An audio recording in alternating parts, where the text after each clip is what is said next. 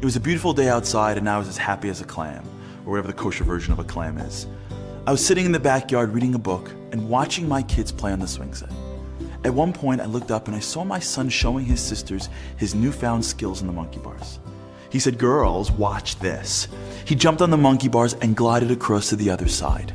As he came down, one of my daughters said, "I can do that too." And I'm thinking, you go girl.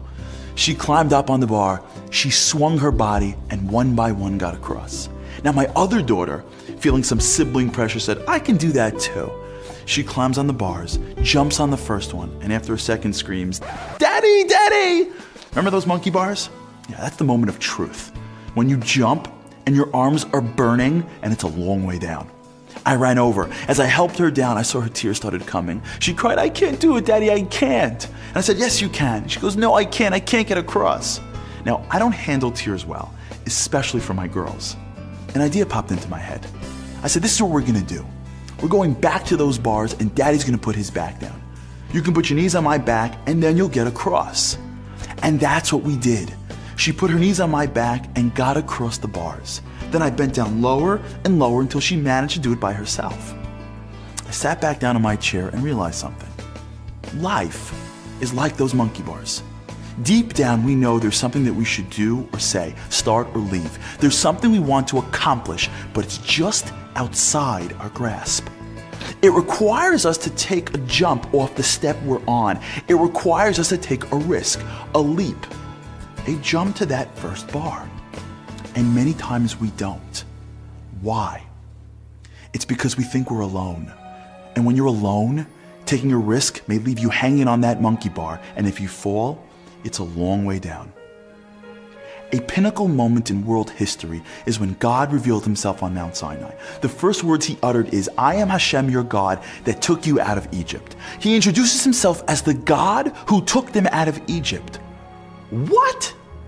He was the God that created the world. He didn't just take them out of Egypt. He created Egypt and the Egyptians and everything else for that matter. Why would he limit himself to just taking them out of Egypt? You see, he wasn't limiting himself. It's because he wanted to show the full extent of who he was. Of course he created the world and had the power over everything. But had he gone with that description, they may have thought that he was above it all. He was too holy and too lofty to bother himself with the mundane activities of humans. He's not going to lower himself to save a small nation of slaves. God says, "I took you out. I'm involved in your life. I didn't just create you, I'm with you. I'm your dad. I care about you. I worry about you. I was the one that came running when you were hanging on the monkey bars of Egypt and screamed, 'Daddy.'" You see, we don't jump on those bars because we think we're alone. Alone to deal with the challenges of our lives, alone to deal with our fears and our failures. But that's not true.